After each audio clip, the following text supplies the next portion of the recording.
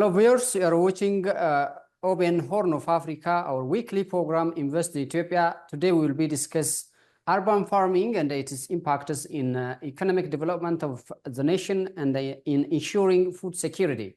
To discuss this issue, I joined by Dr. Samuel Tufa. Doctor, thank you for joining us. Thank you for having me. Okay, thank you. Let me begin with this question. What is the concept of urban farming?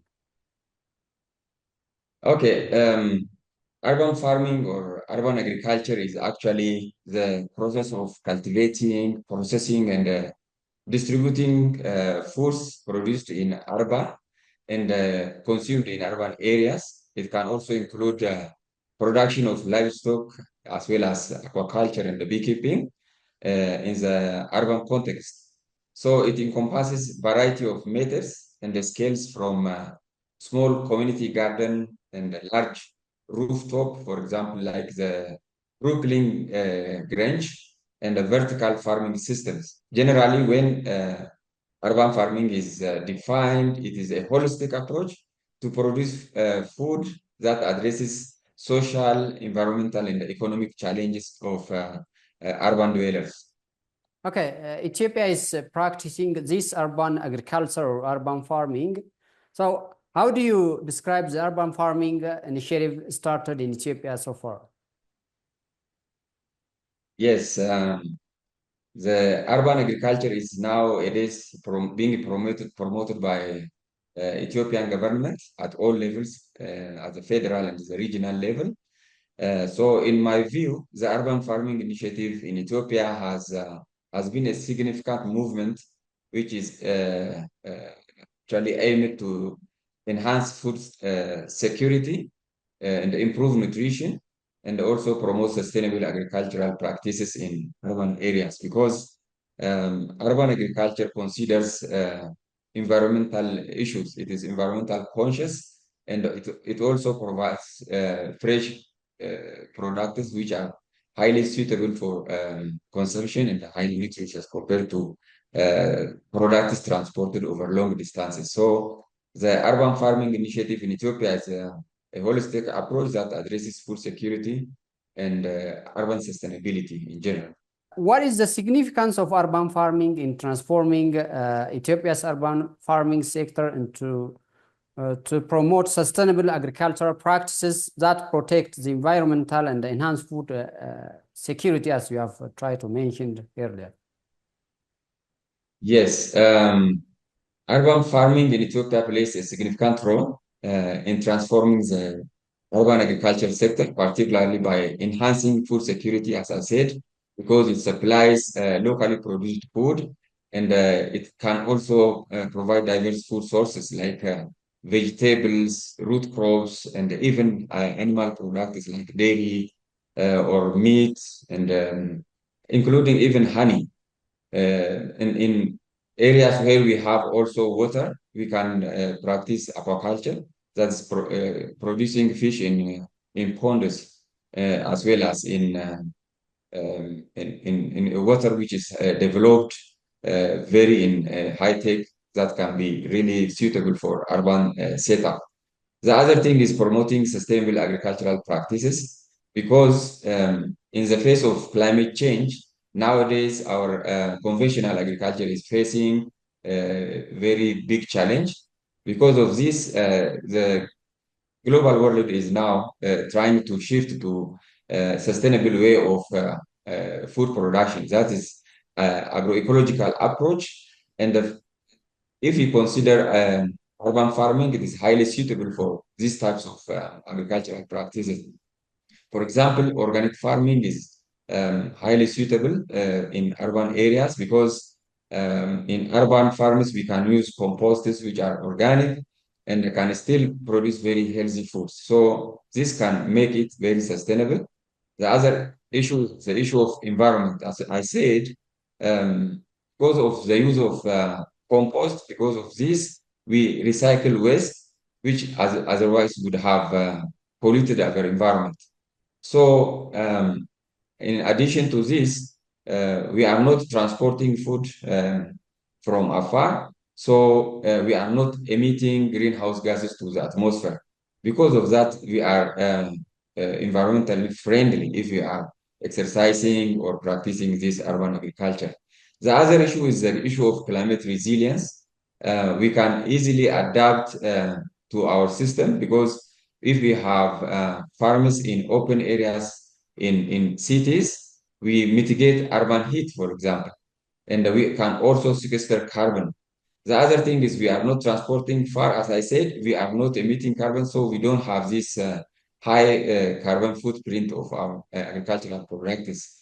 The other opportunity can be economic empowerment because nowadays we can have many jobless graduate students and women as well. So this is also an economic venture that can be invested in so that can create job opportunities for these jobless people. The other thing is community building and social cohesion.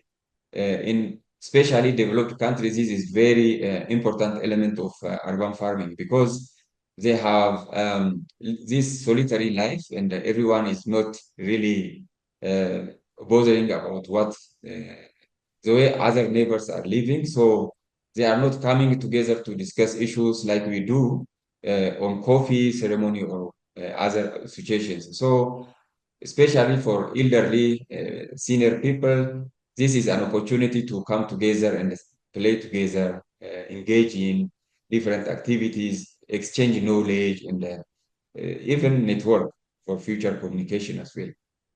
So this approach is very important in our country as well. So urban farming in Ethiopia is vital for transforming the urban agriculture sector by promoting sustainable practices that protect the environment and enhance food security. It addresses pressing urban challenges while fostering community resilience and economic empowerment, ultimately contributing to more sustainable and secure food system in general. Thank you, Doctor. So how can community practice this urban farming or urban agriculture on a small scale of lands in urban areas? Yes, one of the challenges in agriculture is, especially in urban agriculture, is space, limited space. Because of this, there are different mechanisms by which we can still keep producing different vegetables for consumption or medicinal purpose or sometimes for recreation. Some people just do it for like a hobby. Community urban farming, for example, on a small scale land can be highly effective and sustainable because there are several strategies that communities can employ to practice urban farming in small scale areas or limited spaces. Um, some of the models that can be mentioned are like community gardens. May not be inclusive, but some households can have still gardens, so they can establish shared spaces or organize groups so that they can still work on this urban agriculture. The other one is like container gardening. We can use discarded containers and use them for plant grown, or we can also use our walls. The wall can be the house wall or fence walls, so we can also hang some containers on the walls and still keep producing some vegetables which are healthy. Or else we can, if you have a backyard garden, we can also have these raised beds, which can be constructed in garden, and we can add soil, quality soil, and then still produce food from those small raised beds. The other thing is, which is very common in many parts of the world, is rooftop gardens. That's why it is sometimes referred to as sky farming because it's not on the ground, it is up in the sky. That's why they sometimes refer to even urban farming in highly developed cities where they don't have any open space in between buildings. They utilize rooftops lightweight systems so that they can produce whatever they want. The other thing is, which is high tech, of course, hydroponics and aquaponics. These are like soilless gardening, where we can integrate even other types of different types of commodities. For example, we can produce in nutrient-rich water different vegetables, and we can also combine that with fish farming. So hydroponics, when it is combined with fish production, it's called aquaponics. So these are high tech, but still can be used in many households. The other thing is educational program, especially in cities where there is no opportunity to visit farm, like we for the people who come from rural areas. The city children can easily see how food is produced. So it is like educational program or educational purpose. We can also organize field days, and communities can really gather to learn from each other. So these are different types of uh, methods that can be used to produce crops or animals in small spaces. But in relation to this, we can also go for crop selection and also different combination of crop production like rotational farming, because we are not using really synthetic fertilizer. We have to have this self fertilizing soil system through rotational of leguminous plants and other cereals maybe. We can also use to improve the soil fertility by using compost. This is how we can also keep recycling the yard waste from our houses. And we can also collaborate with different organizations who favor actually this organic farm products, like what I know when I studied in Germany. GIZ is one of those NGOs, for example, which promote agroecological practices. So we can collaborate with different organizations also in our activities. And then we can also advocate to get some support from local governments in the community events by organizing different campaigns. So by implementing these strategies, communities can successfully practice urban farming on a small scale land, fostering local food production, sustainability, and community engagement in general. Well, so as a researcher in the areas, what you recommend in replicating the work started in some cities and towns of the country to the whole cities to benefit a large number of people who are residing in urban?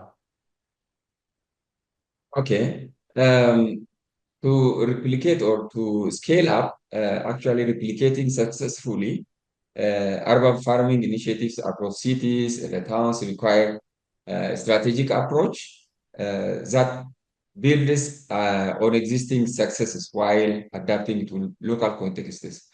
You know, our cities are located in different agroecologies. So what work in one city may not really directly adapted or taken up by other city communities. So we have to look into the local context, and there are actually several steps for scaling up urban farming efforts when we consider replicating. For example, the first point we have to take into consideration is we have to establish clear goals and vision. We have to have purpose why we produce or why we cultivate any crop or keep animal. So we need to have community involvement and adaptive strategies that can suit the local context. And we have to also build collaborative networks to create partnership and, to get even funds for developing our urban farming. The other point is like we have to provide education and training. As I said, most of the urban dwellers are maybe some of them may have some experience in farming, but most of them may not have, like the children and the youth, for example. So we have to have education, how to really do urban farming, as to the agronomic practices, animal husbandry, whatever management aspects for that urban agriculture. So points must be really taken into consideration so that what we do should have some fruition at the end. The other thing is secure funding and the resources. Sometimes, like uh, our urban dwellers may not have farm implements, so they may need, for example, if they intend for high-tech urban farming like aquaponics or hydroponics, they may need some assistance from outside. So they have to apply for grant or they have to raise fund on their own. And we have to also advocate for supportive policies because nowadays our government is actually promoting for urban agriculture. For example, in Oromia, all towns have planned to keep animals to produce like uh, milk, meat, honey, egg, and also vegetables and the fruits. Sometimes even because it also includes the suburb and peri-urban agriculture is also part of urban agriculture in that context. So we have to also implement pilot projects because before we scale up to the larger area, we have to see in the testing. And if we have a success story from our projects, then we can consider scaling up to larger areas. And we have to also engage communities because some of the communities may not aware of the advantage of urban farming, and we have to really create awareness by in the form of campaign, for example, or by organizing events, community events. And we have to also utilize technology and innovation to leverage technology and innovation techniques. We have to work with universities, research institutes, be it local or international, so that we can really easily take up our technologies. So after doing all this, we have to also have a feedback mechanism in the form of monitoring and evaluation. We have to set metrics and we have to really assess how our trajectory is going from year to year, whether we are really improving our food security, creating job opportunity, the like. So scale up gradually after the success. By taking these steps, communities can effectively replicate and scale up urban farming initiative, fostering a more sustainable, resilient, and food secure urban environment across cities and the towns. Thank you, Doctor. As you know, there are many countries in Africa and on the world that are successful in urban agriculture. So what should Ethiopia, what lessons Ethiopia take from these countries regarding urban farming? Yes, urban farming has been in practice for many, many years. I think it's almost equal to the establishment or start of any city or town in the world because uh, all people in the world must have something to eat, and it is cities which displaces agriculture actually when we see in many places of the world, not only in Ethiopia. So Ethiopia can learn as a latecomer. It can use this latecomer's advantage uh, by considering valuable lessons from successful urban farming initiatives in other countries, as you said. And there are key takeaways that could be adapted to enhance urban agriculture in Ethiopia. For example, countries like Canada and the USA have implemented policies that support urban agriculture, such as zoning regulations that permit community gardens and rooftop farms. So Ethiopia could benefit from creating clear policies and encourage urban farming initiative in different towns and the cities of the country. The other example is again from the United States, successful urban farming initiatives in cities like Detroit emphasize community involvement in the ownership. So Ethiopia can also enhance participation by involving residents in planning and the decision-making processes for urban farming. In the same way, like cities in the United States, like cities, for example, New York, they have this very known rooftop garden. They call it Brooklyn Garage, and it offers training programs for urban farmers, for example. So Ethiopia could also develop similar educational resources where they can demonstrate urban farming to really teach sustainable farming practices, crop management, and business skills, particularly targeting youth and women. And also, if you consider other countries like Singapore, it's like a city almost. Urban farming in countries like Singapore, as I said, utilizes technology for monitoring and managing farms. So the use of high-tech technologies for precision agriculture can also be the area that Ethiopia can consider. So Ethiopia could explore digital platforms for crop management, market access, and education to enhance efficiency and productivity. So in Europe, also countries like Netherlands and in Asia as well, Japan, use techniques like hydroponics and the vertical farming to maximize limited space. As we said, one of the limiting factor for urban agriculture is space. So in those conditions, we can still use the walls, rooftops, and the like. So Ethiopia can adopt similar methods to increase food production in urban areas.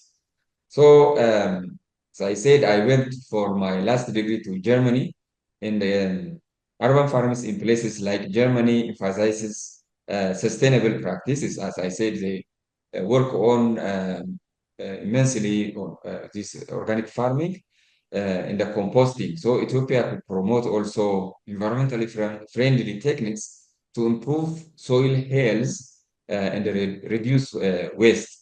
Therefore, by drawing from the experiences of other countries, Ethiopia can strengthen its urban farming sector, enhance food security, and promote sustainable agriculture practices, adapting these lessons to fit local contexts. As I said, what worked in other countries may not work here in Ethiopia. So this will be essential for successful implementation of long-term impacts. Excellent, Doctor. You have mentioned that digital and technology is very important in agriculture. So what is the current scenario of digitalization and innovation in agriculture in Ethiopia and its contribution to food security? Yeah, there are key aspects of digitalization and innovation scenario already in our country as well. For example, mobile phones are widely used among the Ethiopian farmers to access information on weather forecast, market prices, and agricultural best practices. Services like Ethiopian Agricultural Transformation Institute's platform provide timely agricultural advice and updates. For example, they launched in July, I think 2014, they launched the farmer hotline. They call it 8028 or 8020, I think. It is a first Ethiopian agricultural hotline, and this is what we call digitalization. The other aspect of digitalization that can be mentioned in Ethiopia is platforms like AgriHub and the Hello Cash, which facilitate transactions between farmers and the buyers, providing space for farmers to sell their products and receive payment digitally. So these are like big examples of digitalization which are already implemented in Ethiopia by different organizations.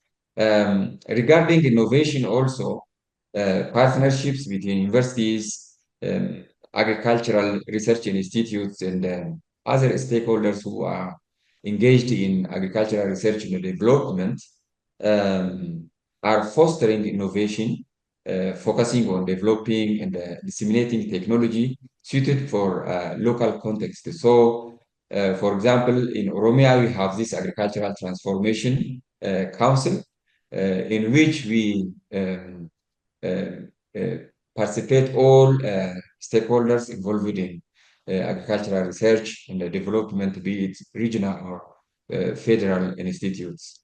Therefore, Ethiopia's digitalization and innovation in agriculture are making strides already towards enhancing food security. Thank you, Doctor. Finally, if you have any message to add, you're welcome. Thank you, PK, for the opportunity. You already raised very important points, and I would rather summarize instead of adding further new points. So, the future of urban farming and digital agriculture in Ethiopia is filled with potential to transform the agricultural landscape and enhance food security and job opportunity. To make this vision a reality, it is crucial to invest in infrastructure like mobile network may not work in some parts of the rural area or in rural towns. So we need to have this connectivity for internet. And as we said, urban agriculture is something, a new venture in Ethiopian case. So we have to have also this educational and training or capacity building for new beginners. So we have to have also a supportive policy that facilitate innovation and collaboration. Together, these efforts can lead to a more resilient, sustainable, and food secure future for all Ethiopia. Thank you. Okay, Dr. Samuel Tufa, Senior Researcher at Oromia Research Institute. Thank you for your time and a deep insight on our program. Really, I appreciate it. You are welcome, Carlo, and thank you too for having me. Dear viewers, this is all what we have for this edition. Thank you for watching.